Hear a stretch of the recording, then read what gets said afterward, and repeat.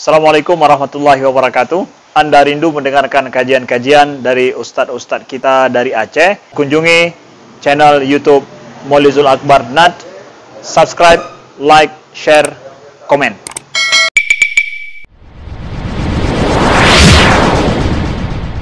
Assalamualaikum warahmatullahi wabarakatuh. Alhamdulillahil wahidil ahad, lam yalid wa lam yulad wa lam yakul lahu kufuwan ahad. Asyhadu an la ilaha illallah wahdahu la syarika lah wa asyhadu anna Muhammadan abduhu wa rasuluhul karim. Allahumma shalli wa sallim ala nabiyyina wa sayyidina al-Mustafa Muhammadin wa ala alihi wa ashabihi ajma'in. Amma ba'd. Rabbi shrah li sadri wa yassir li amri wahlul 'uqdatam min lisani yafqahu qawli. Segala puji bagi Allah, kemudian salawat dan salam kepada Rasulullah, pada keluarga dan seluruh sahabat-sahabatnya. Bapak-bapak dan ibu, jamaah salat subuh yang Allah muliakan insyaallah. Subuh hari ini kita akan sambung pembahasan, yaitu tentang orang-orang atau golongan-golongan yang didoakan oleh malaikat. Di pertemuan kita yang terakhir, salah satu golongan yang didoakan malaikat adalah mereka yang mengajarkan kebaikan. Mengajarkan kebaikan tidak mesti dengan lisan, bahkan mengajarkan dengan qudwah, dengan contoh lebih berkesan. Banyak orang yang pintar mengajar dengan lisan, tapi tidak pintar memberikan contoh yang baik. Orang-orang yang mengajarkan kebaikan didoakan oleh malaikat Allah. Bahkan seluruh pahala yang mengikuti kebaikan yang diajarkan itu ditransfer oleh Allah kepada orang yang mengajarkannya. Itulah kemuliaan mereka. Kita akan sambung golongan berikutnya yang didoakan oleh malaikat adalah orang-orang yang bertaubat lalu kemudian istiqamah di jalan Allah Subhanahu wa taala. Mereka mendapatkan doa yang menakjubkan dan berlapis-lapis dari para malaikat Allah Subhanahu wa taala. Jemaah Allah, kita ini telah dipastikan oleh Nabi tidak bisa terlepas daripada dosa. Sampai Nabi mengatakan kullu bani Adam khata'. Setiap manusia bisa jatuh dalam dosa. Wa khairul khata'in at-tawwabun. Dan sebaik-baiknya orang yang berdosa adalah mereka yang segera bertaubat. Lihatlah bagaimana murah hatinya Allah, sampai Nabi menjelaskan maksud keinginan Allah, yang sudah berdosa pun bisa jadi baik. Padahal berdosa tapi bisa jadi baik hanya karena menyegerakan taubat. Maka hidup kita kadang-kadang ketika beliau berada di lingkungan keluarga yang tidak mengenal Allah dengan baik, tidak ada rasa takut kepada Allah, tidak pun berharap-harap untuk masuk surga, maka terbinalah kita dengan keadaan orang-orang yang meninggalkan salat. Ayah kita tidak salat, ibu kita tidak salat, kita pun tidak salat. Mungkin kita termasuk golongan yang dulunya tidak peduli halal dan haram. Kita terjang yang haram tanpa ada sedikit pun rasa takut bahwa itu berdosa. Mungkin di masa SMP, SMA kita pernah memboyong anak gadis orang, sampai-sampai kalaupun tidak terjadi perzinaan, bersentuhan, kita anggap biasa. Mungkin kita pernah mencuri hanya gara-gara ingin membuat acara-acara ketika kita bergadang di malam hari ayam orang pun kita sikat. Bahkan mungkin jagung orang yang baru panen, kita panen oleh kita di malam hari sebelum dipanen oleh pemiliknya, hanya karena ingin bakar jagung di malam hari. Mungkin kita yang menutup jalan-jalan parit menuju ke tetangga kita, banyak dosa, banyak perkara yang kita lakukan. Alhamdulillah, dengan kasih sayang Allah, kita terpilih orang-orang yang hari ini menyadari diri. Maka oleh karena itu, taubat adalah jalan kembali menuju Allah. Namun kesalahan orang yang bertaubat hari ini, mereka tidak istiqamah dalam taubatnya. Mengaku diri taubat, ucapan di bibirnya mengatakan kepada semua orang, saya telah bertaubat. Lalu dia memuji-muji dirinya, alhamdulillah, dulu saya begini, sekarang saya sudah berubah. Dan dia merasa diri taubat, padahal sebenarnya dia belum bertaubat. Karena taubat itu tidak disebut taubat seandainya masih terulang walaupun sekali. Apakah dosa yang pernah kita lakukan atau dosa baru yang kita ciptakan? Sekali saja meninggalkan salat setelah mengaku taubat, ketika menghadiri atau membuat resepsi pernikahan, walimah anak kita, kita tinggalkan salat zuhur hanya karena alasan menyambut tamu, padahal kita mengaku taubat berjamaah selalu hari itu tidak salat, maka kita gugurlah gelar taubat yang kita terima. Namun walaupun begitu, selama kita tidak mensyirikkan Allah, Allah tetap akan buka pintu taubat selebar-lebarnya. Syaratnya sebelum nyawa berada di tenggorokan dan sebelum matahari terbit sebelah barat. Kata hadis Nabi, ma lam yugharghir, selama belum terjadi ghirghir. Ini bahasa Arab yang diambil dari suara kerongkongan orang-orang yang akan meninggal dunia. Karena orang yang meninggal dunia akan mengeluarkan suara ghirghir. Dan bahasa Arab menyebutkan selama tidak keluarkan suara orangnya sakaratul maut, Allah tetap terima taubat. Fir'aun juga taubat, tapi taubatnya ketika nyawa telah berada di tenggorokannya. Di tengah lautan dia berkata, amantu bi rabbika ya Musa, aku beriman kepada Tuhanmu wahai Musa. Namun malaikat muak mendengarnya, sampai akhirnya malaikat Jibril pun menyumpal mulutnya, jangan sampai Allah menerima kebaikan orang ini karena kemunafikannya, kebenciannya terhadap agama, kebenciannya terhadap Nabi. Begitu bencinya malaikat. Jemaah Allah, kalau seandainya kita sudah taubat, apa yang kita terima? Ternyata Allah Subhanahu wa taala memberikan izin kepada para malaikat mendoakan kita sampai doanya melambung di atas keinginan kita.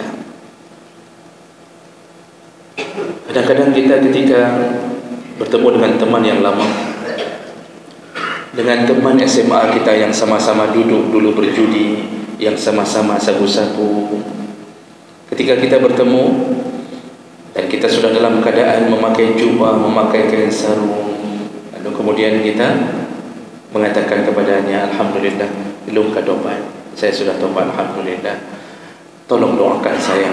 Kita minta doa sama orang, kita jumpai ustaz, kita jumpai tengku, guru-guru kita mohon doakan saya sudah taubat. Kita berharap doa agar kuat iman kita, agar bagus taubat kita dari manusia. Padahal Allah sudah janji ada doa-doa yang lebih hebat daripada doanya para manusia. Siapakah mereka? Doanya para malaikat. Bagaimana Allah menceritakan ini? Disebutkan oleh Allah langsung di dalam surat Al-Mu'min 7-9. Allah Subhanahu wa taala menyebutkan alladzina yahmiluna al-'arsya, yaitu para malaikat yang memikul arasy. Allah sebutkan dulu Ini engkau berhadapan dengan malaikat sekuat-kuatnya malaikat, yaitu para malaikat yang memikul arash. Sedangkan kita tahu arash itu makhluk Allah yang paling besar. Arash makhluk Allah yang paling besar, tapi makhluk, tentu bukan Allah. Nabi ketika Isra Mi'raj berhadapan dengan Sidratul Muntaha, yaitu puncak terakhir yang bisa dilihat oleh seorang hamba. Nabi kehilangan kata-kata menggambarkan tentang Sidratul Muntaha dan Arash. Jadi bumi ini tidak bermakna apapun di hadapan Arash. Nah, Allah tugaskan malaikat, ada yang memikul Arash. Walaupun Allah bisa membuat arash itu melambung atau terbang atau berdiri sendiri tanpa dipikul, itu bisa dilakukan Allah. Seperti Allah hari ini membuat langit bergantung dengan bumi tanpa ada ikatan sedikit pun. Tidak ada pengikat antara langit dan bumi, tapi melayang, bergerak, Allah bisa. Namun kenapa Allah ciptakan para malaikat memikul arasy-Nya? Tidak ada lain, hanya ingin menampakkan kekuasaan Allah, hanya ingin menampakkan begitulah hebatnya Allah, berkuasanya Allah. Jadi pemikul-pemikul arasy ini, wa man haulahu, dan semuanya, semua para pemikul arasy, kata Allah, yusabbihuna bihamdi rabbihim, yang kerja mereka setiap hari adalah bertasbih kepada dan tasbih dan memuji-muji Tuhan mereka. Ada orang yang bertanya dengan sederhana, man malaikat menyokaput puja-puja Allah sabi, pahana perlebut, apa tidak perlu kerja lain? Apakah mereka tidak butuh kepada nikah, makan, minum? Kuasa Allah telah menjadikan mereka orang-orang yang tidak lelah dalam memuji. Mereka tidak butuhkan kerja. Mereka hanya taat pada Allah. Mereka tidak menunggu-nunggu kapan dibuka pendaftaran PNS. Mereka bahkan tidak menunggu di mana mereka bisa mendapatkan rezeki. Mereka ditanggung Allah SWT. Bagi kita yang masih ragu hari ini bahwa kita hidup di surga ditanggung Allah, lihatlah kehidupan malaikat. Allah menanggung hidup mereka selama-lama, tidak ada kesusahan pada mereka.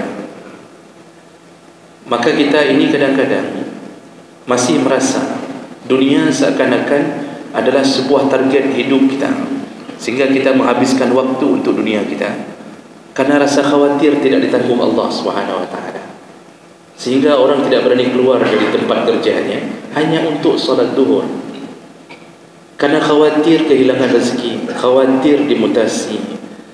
Taat pada pimpinan tapi tidak taat pada Allah SWT.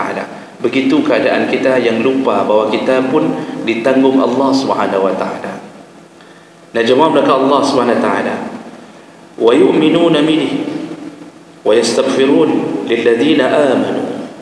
Mereka beriman kepada Allah, lalu mulailah selain daripada mereka bertasbih memuji-muji Allah, ternyata salah satu harapan mereka, doa mereka, ternyata mereka memohon ampun kepada orang-orang yang beriman. Allah menyebutkan malaikat-malaikat pemikul arash itu yastaghfiruna lilladheena amanu, mereka senantiasa memohon ampun. Allah memakai fi'il mudhari' dalam bahasa Inggris present tense. Yastaghfirun, mereka tidak berhenti-berhenti memohon ampun kepada siapa? Yang pertama, amanu, yaitu kepada orang-orang yang beriman.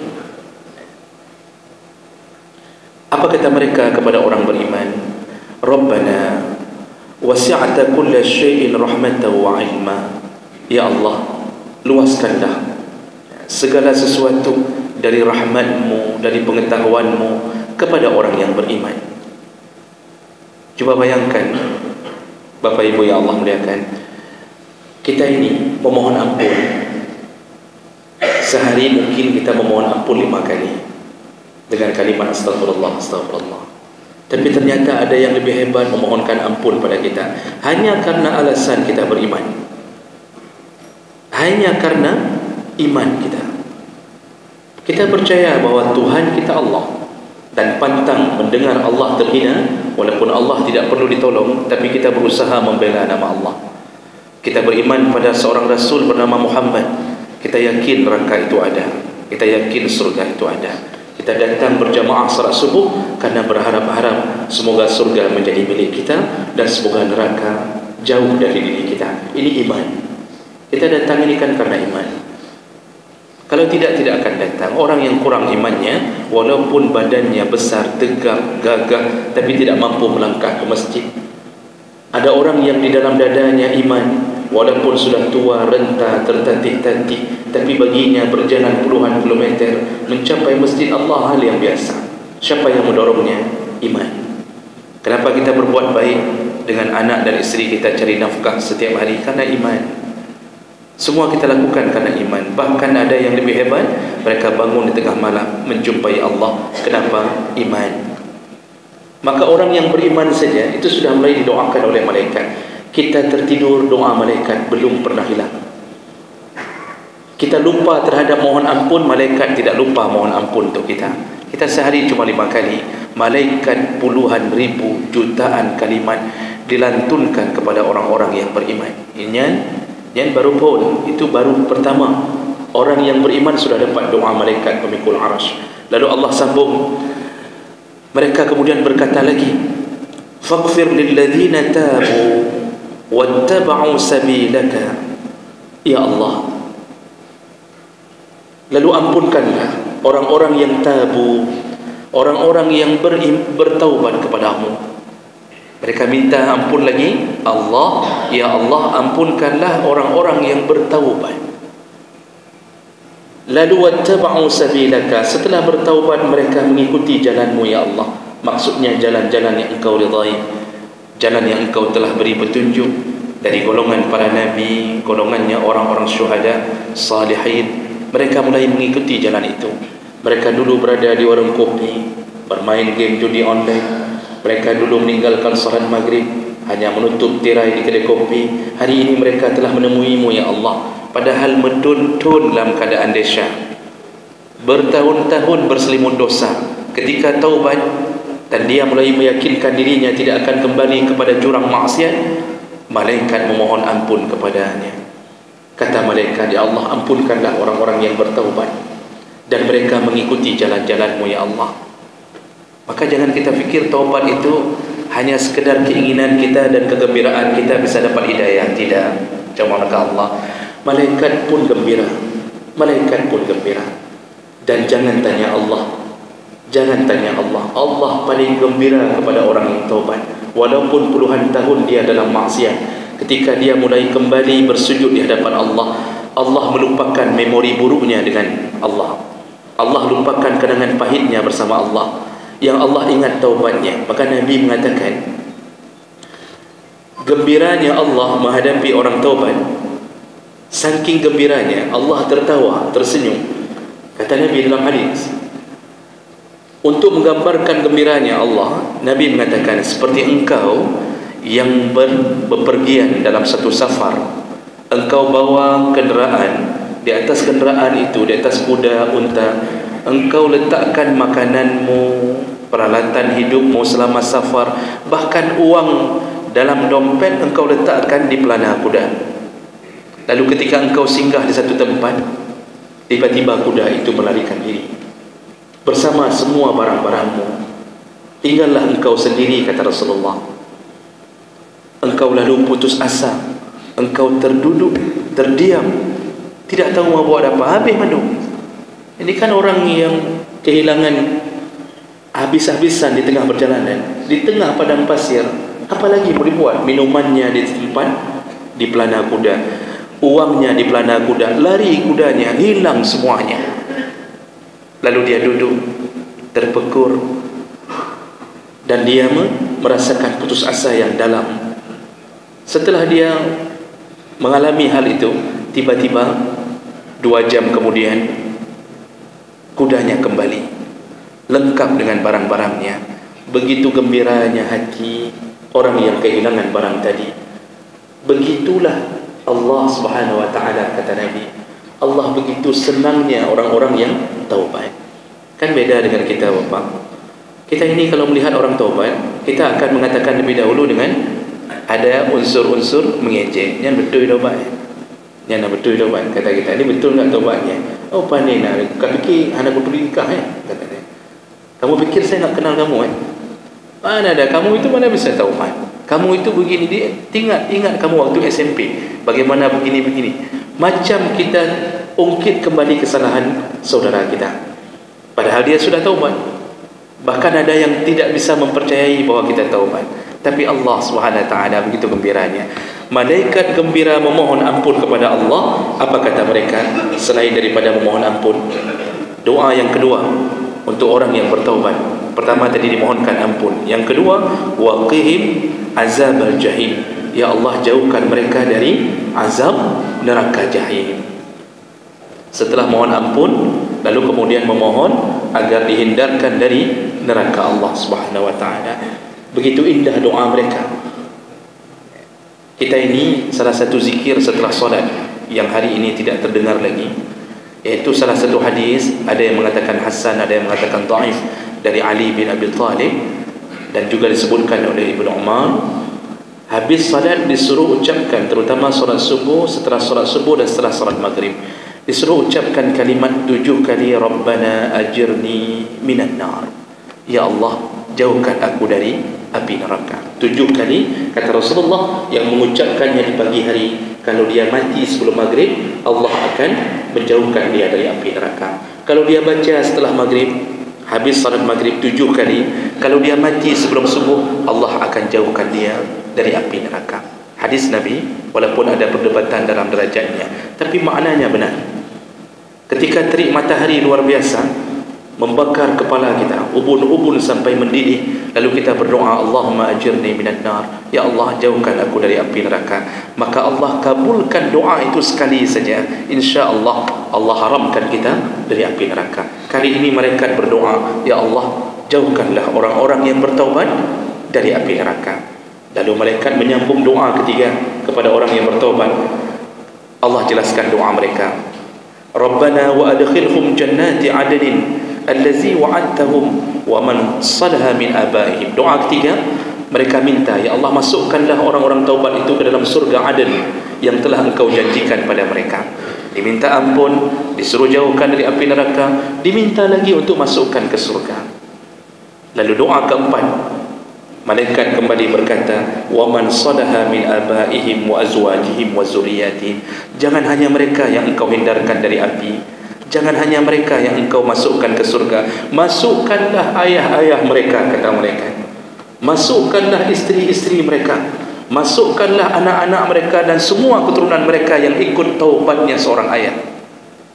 Dahsyat, Bapak. Sampai mereka meminta kita, ya Allah, dia pertama mandu, ya Allah, ngahidang-hidang anak-anak, ya.